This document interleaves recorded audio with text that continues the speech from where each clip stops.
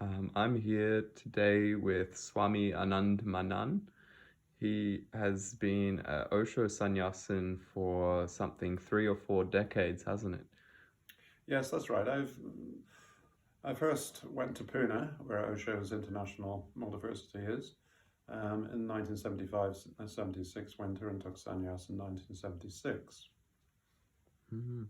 Can you tell us about your connection and experience with Osho or Bhagwan Shree Rajneesh? Yes, I got involved in growth groups in the humanistic psychology movement in London in about 1974-75, as far as I remember. And the group leaders there were also drawn to the person who was called Bhagwan Shree Rajneesh as a master in Pune in India. And they went to see him and they came back, and I was touched by transformations that happened with them. And then suddenly in 1975-76, I decided to go to Pune myself.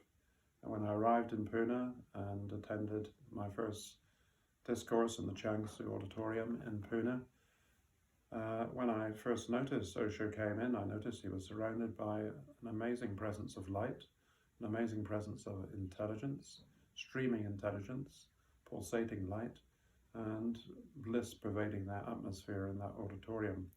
And in that moment, I realized that this was my master and that it would be helpful for my growth and transformation to stay with this master.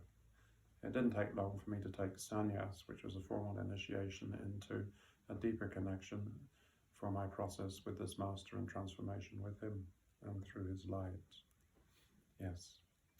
So I went back to Pune every winter for 5-6 months approximately until he left for the United States, where a new common was created on a ranch there.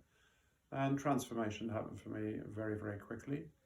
At one point in about 1980, he said to me that he was very happy and that something had settled, and I was very happy too. There was a sense of oneness with him at that point, and my growth and expansion through meditation has been deepening ever since.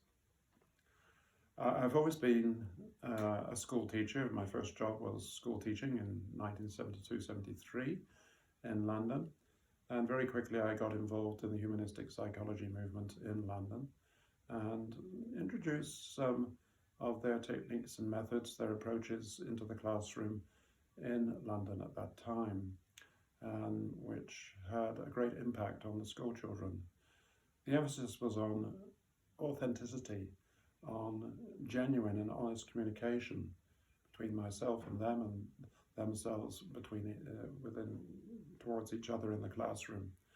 And this brought about a lot of transformation, and I was very amazed at that.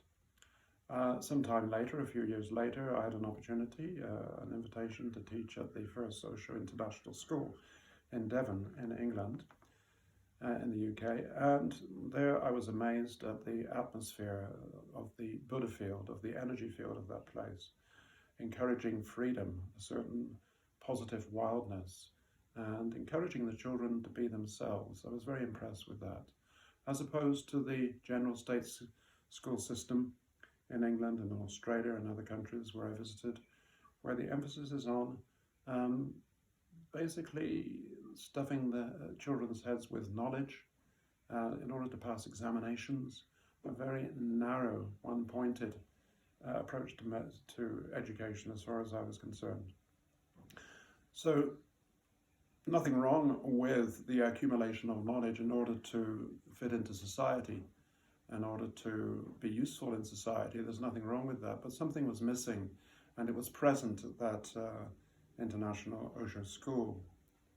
And what it was the two extra dimensions that Osho has talked about in his vision of education. And they are the art of living and the art of dying. The art of dying is meditation. The art of living is honest, loving, friendly communication between individuals, creating a sense of respect, a sense of love, and a sense of caring, and perception of the uniqueness of each child and each individual in the educational environment. This was what was missing in my experience in Orthodox educational circles. And meditation in particular is about encouraging the individual to find out who he actually is beyond the dualities of mind. In other words, his deathless self as a presence of inner silence and bliss and joy and ecstasy even. And so from these experiences, much later in this century, I was invited at one point to share meditation in schools in Nepal, in Pokhara in Nepal. And I've been doing that on and off for the past 7 years, and more intensively in the past 3 years since I've retired. And the impact on the schools has been quite amazing. The principals of the schools and many of the teachers and certainly many of the students have remarked that through the frequent sharing of meditation in the classrooms, a presence of light happens spontaneously, and the children are encouraged to relax into that light, into that presence, which as far as I'm concerned is Osho, and to, through that catalytic effect, they connect with their inner self. And when they open their eyes after a meditation, usually I share Osho meditations, sometimes Vipassana, sometimes silent sitting. When they open their eyes, I look into their eyes and I see this light, and I see that their auras have changed and they're emanating light. And that, after some time, after more intensive meditation with the same classes in the same schools, begins to stick. It begins to become permanent. That light stays with them. And the eyes are the windows of the soul, and one can tell it through looking into their eyes, whether the mind, the conditioning is there, or whether they're connecting with something timeless, fresh and new, which is their timeless self, their deathless self. So this is the meaning, in Osho's words, of the art of dying. It's the art of meditation, okay? The art of living and the art of dying. Art of dying is meditation, finding something inside oneself which is actually beyond life and death, beyond the duality of life and death, which is life itself. It's, when we use the word dying, we sometimes feel that it's a bit morbid. No, this is not morbid. This is life on a higher scale and a deeper intensity. It is very beautiful.